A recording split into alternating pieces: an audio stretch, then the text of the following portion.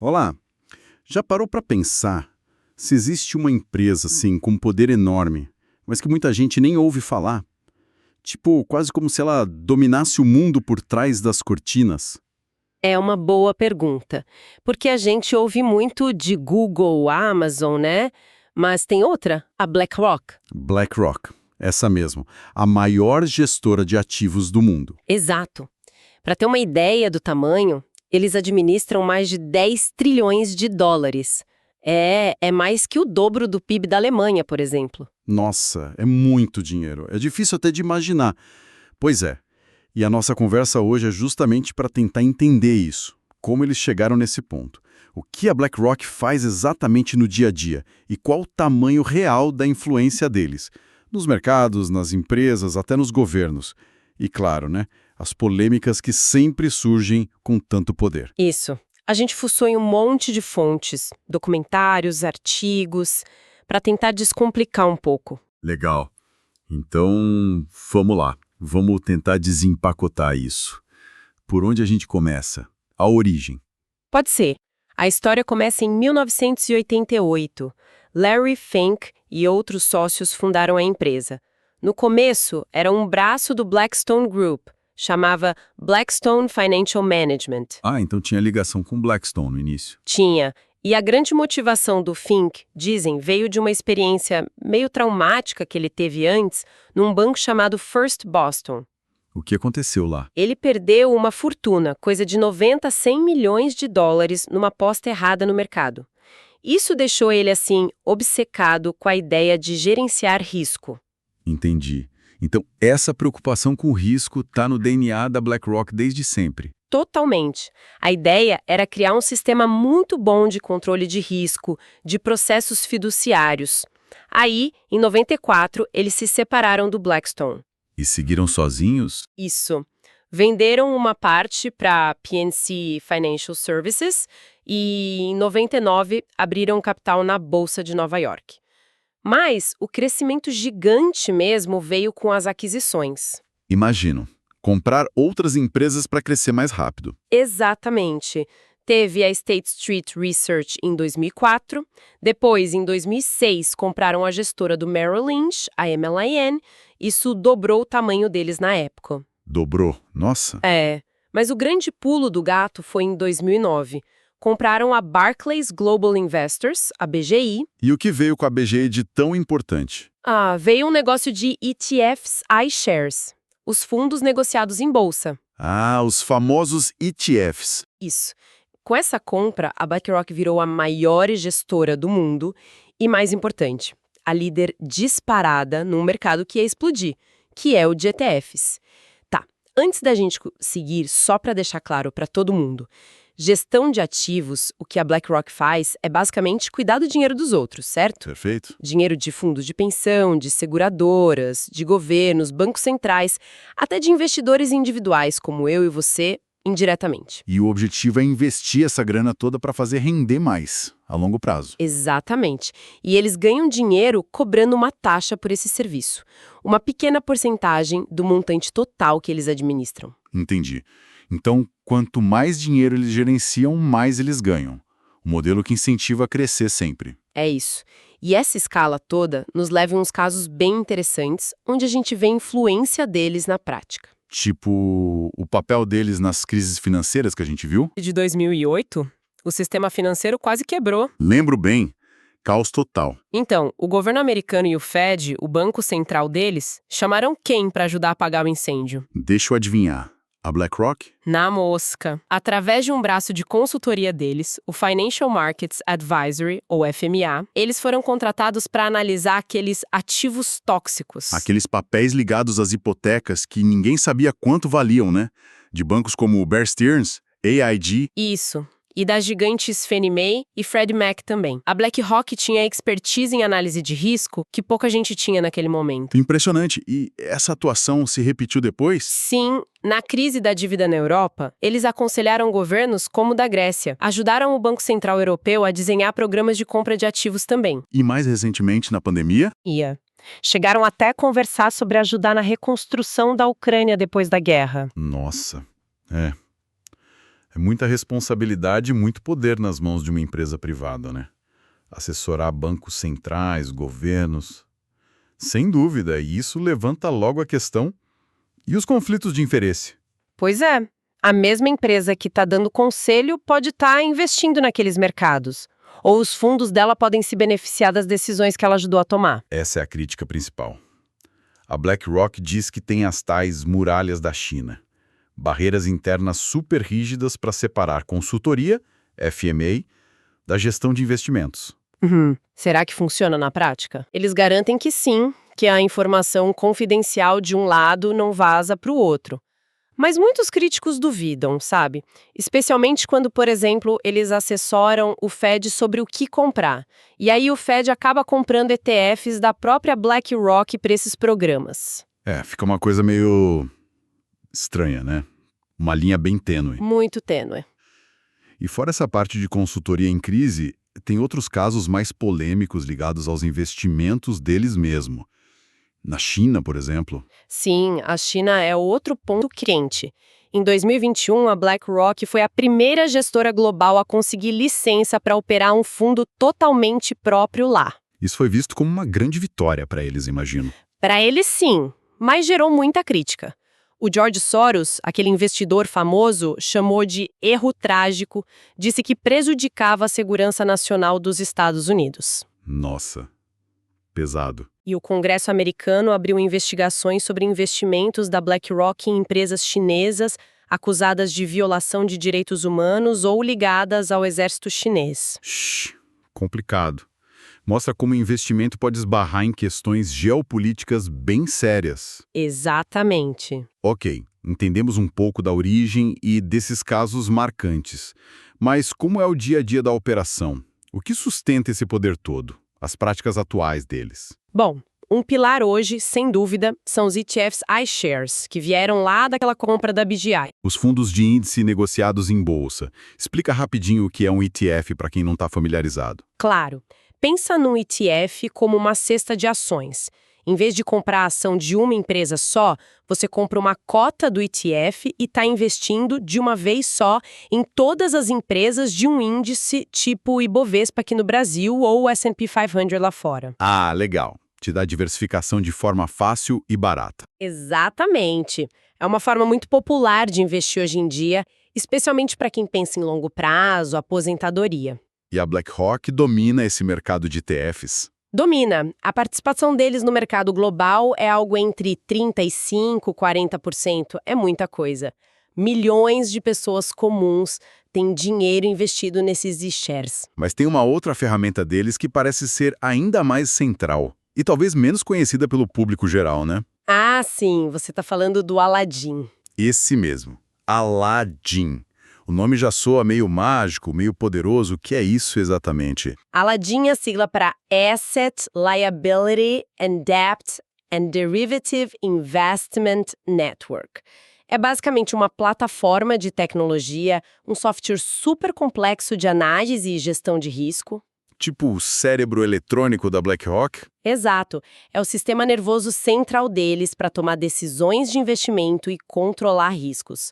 Mas o ponto mais impressionante não é nem esse. Não. O que é, então? É que o Aladdin não monitora só os trilhões da própria BlackRock. Como assim? Ele monitora o dinheiro de outras instituições também. Sim. Cerca de 200 outras instituições financeiras usam o Aladdin. Concorrentes deles, bancos, seguradoras, fundos de pensão enormes, até bancos centrais como o Fed e o Banco Central Europeu. Espera aí. Outras empresas e até bancos centrais usam o software da BlackRock para gerenciar seus próprios riscos? Exatamente. No total, o Aladdin monitora, além do dinheiro da BlackRock, algo em torno de 20 trilhões de dólares de ativos de terceiros. 20 trilhões? É um número absurdo. São milhares de supercomputadores rodando em data centers, analisando dados do mundo todo em tempo real. Mercado financeiro, economia, política, até desastres naturais. Tudo para modelar cenários e prever riscos. É difícil até de visualizar. Teria uma analogia para ajudar a entender o Aladdin? Olha, Imagina um sistema de previsão do tempo, mas muito, muito mais potente e focado no sistema financeiro global. Ele tenta prever as tempestades, os riscos e as bonanças, as oportunidades, analisando milhões de dados ao mesmo tempo. Entendi. Um super previsor de riscos financeiros. Mas é impressionante pensar que uma plataforma de uma empresa privada concentra tanta informação e análise do sistema financeiro global. Esse é um ponto-chave. Essa centralização de dados e poder de análise é algo realmente notável. E essa capacidade de análise, somada ao volume de dinheiro que eles gerenciam, nos leva a outra prática importante deles: o poder como acionista nas empresas, certo? Exatamente. Gerenciar trilhões significa que a BlackRock é dona de um pedacinho de milhares de empresas pelo mundo. E não é um pedacinho qualquer. Eles acabam sendo um dos maiores acionistas em muitas delas, frequentemente o maior ou um dos 3 maiores. Pensa nas gigantes de tecnologia: Apple, Microsoft, Amazon. Bancos: JP Morgan, Bank of America. Empresas de consumo: Nestlé. Energia: Exxon, Shell. E na Europa, na Alemanha, por exemplo, eles têm mais de 7% em várias empresas do principal índice da bolsa, como Allianz, Bayer, Siemens. E ter essas ações todas significa poder de voto nas assembleias dessas empresas. Exato. Eles têm o direito de votar em nome dos clientes que confiaram o dinheiro a eles. E o voto de um acionista desse tamanho pesa muito nas decisões da empresa. Quem vai para o conselho, qual a estratégia, etc. E como eles usam esse poder de voto? Eles costumam seguir a diretoria da empresa. Historicamente, sim.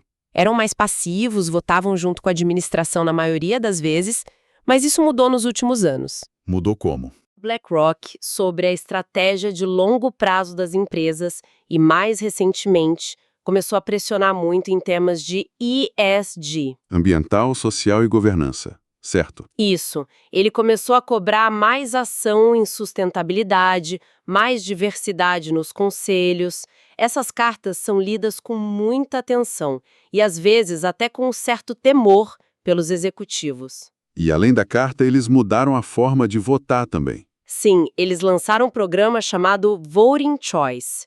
A ideia é permitir que os grandes clientes institucionais, como fundos de pensão, decidam como querem que as ações deles sejam votadas. Ah, interessante. Tipo, dar mais poder para o dono final do dinheiro. Exatamente. E eles falam em estender isso no futuro para investidores de varejo em alguns ETFs também. Essa questão do voto e da influência como grande acionista em muitas empresas ao mesmo tempo, isso se conecta com um debate bem complexo, né? O tal do common ownership, ou propriedade comum. Isso mesmo. É um conceito super interessante e controverso. Consegue explicar de um jeito simples o que é e qual a preocupação? Claro. A propriedade comum acontece quando os mesmos grandes investidores institucionais, tipicamente a BlackRock, a Vanguard e a State Street, as 3 grandes, são os maiores acionistas em quase todas as grandes empresas de um mesmo setor. Pensa em companhias aéreas, bancos, farmacêuticas. As 3 são grandes acionistas em praticamente todas elas. Tá. E qual o problema disso? A preocupação, levantada por alguns estudos acadêmicos, é a seguinte: será que quando os principais concorrentes de um setor têm os mesmos donos gigantescos, o incentivo para competir de forma agressiva diminui? Faz sentido. Tenta me dar uma analogia para isso. Imagina que você é dono de muitas ações da Coca-Cola e também de muitas ações da Pepsi. Você realmente gostaria que elas entrassem numa guerra de preços brutal, baixando as margens de lucro para tentar roubar mercado uma da outra? Provavelmente não, né? Porque o que eu ganhasse com uma, eu perderia na outra. Eu preferiria que as duas tivessem lucros saudáveis. Exatamente. Essa é a lógica da preocupação com a propriedade comum. Se as empresas competem menos agressivamente, talvez os preços para os consumidores fiquem mais altos e a inovação diminua. Isso seria ruim para a gente, mas bom para o acionista que é dono de todo o setor, como a BlackRock. Entendi a teoria. Mas isso é comprovado? A BlackRock concorda com isso? Aí que está o debate. Existem estudos que apontam essa correlação, por exemplo, no setor aéreo americano. Mas a BlackRock e as outras gestoras contestam fortemente. Dizem que a metodologia desses estudos é falha, que elas são investidoras passivas, fiduciárias, e não donas que mandam na gestão do dia a dia. Argumentam que o objetivo delas é maximizar o retorno para cada fundo individualmente e não coordenar o mercado. Imagino que seja difícil provar essa causalidade. Mas o potencial de reduzir a competição existe, né? O potencial existe e é reconhecido até por órgãos reguladores. Mas provar que isso realmente acontece e em que medida é bem complicado. É uma área cinzenta. Super complexo. Isso tudo nos leva direto para as implicações maiores e para as controvérsias que cercam a BlackRock hoje em dia, né? Eles parecem estar no meio de vários furacões. Totalmente. A questão do ESG que a gente mencionou é um exemplo perfeito disso. Por um lado, a BlackRock virou uma defensora pública da sustentabilidade, da diversidade. Cobrando as empresas, lançando fundos ESG. Isso, votando a favor de resoluções climáticas em assembleias. Isso trouxe elogios de muita gente. Mas, por outro lado, atraiu uma avalanche de críticas também, né? Dos dois lados. Exatamente. Grupos ambientalistas acusam a BlackRock de greenwashing. Greenwashing. Falar que é verde, mas continuar investindo pesado em combustíveis fósseis. Isso. Dizem que as metas de sair do carvão eram cheias de brechas, que eles continuam sendo um dos maiores financiadores do mundo para petróleo, gás e até para projetos ligados a desmatamento. Criticam que o discurso é bonito, mas a prática nem tanto. E do outro lado do espectro político? Aí vem a acusação de capitalismo woke. Especialmente nos Estados Unidos, políticos e grupos conservadores acusam a BlackRock de usar o poder financeiro para empurrar uma agenda política de esquerda, focando em ESG em vez de só maximizar o lucro para os investidores. E essa crítica teve consequências práticas, né? Teve. Vários estados americanos governados por republicanos retiraram bilhões de dólares de fundos estatais que estavam sob gestão da BlackRock como forma de protesto contra as políticas ESG. Nossa. Então eles apanham dos dois lados. Como a BlackRock lida com essa pressão toda? É uma situação delicada para eles. O Larry Fink primeiro defendeu o ESG como capitalismo consciente, não como algo woke. Mas depois a pressão foi tanta que ele disse que parou de usar o termo ESG porque ele foi politizado e transformado em arma. Um recuo tático talvez. Parece que sim, e recentemente eles até saíram de uma aliança global de gestores que tinham se comprometido com metas de emissões líquidas zero de carbono. Mostra como é difícil para uma empresa do tamanho deles navegar nessas questões sem pisar no calo de alguém. É verdade. E essa escala toda, essa presença em todos os cantos do sistema financeiro, também levanta outra preocupação: o risco sistêmico. A BlackRock é grande demais para falhar? Essa é a pergunta de $1 milhão, né? O melhor de trilhões. A preocupação existe, sim. Reguladores, políticos, acadêmicos debatem isso. Qual o argumento para dizer que ela seria um risco sistêmico? A interconexão dela com tudo. O Aladdin monitorando dezenas de trilhões. A gestão de ativos para fundos de pensão e seguradoras que são cruciais. O papel de consultora para governos e bancos centrais em momentos de crise. Se algo desse muito errado com a BlackRock, o efeito cascata poderia ser devastador para o sistema financeiro global. E o que a BlackRock diz sobre isso?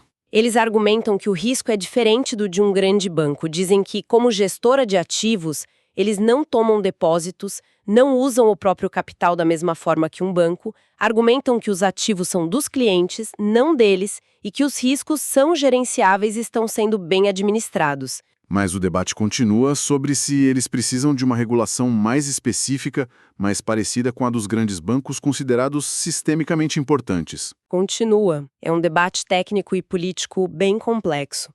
Então, fazendo um resumo rápido aqui, a gente tem uma empresa que nasceu focada em gestão de risco. Exato. E que, ironicamente, hoje é vista por muitos como um foco de risco sistêmico. Além de estar no centro de debates sobre poder de mercado com a propriedade comum, influência política pelos laços com governos e dilemas éticos com o ESG e investimentos na China. É uma síntese perfeita. A concentração de tanto poder financeiro, tecnológico, com o Aladdin, e de informação numa única empresa privada é algo realmente sem paralelo na história.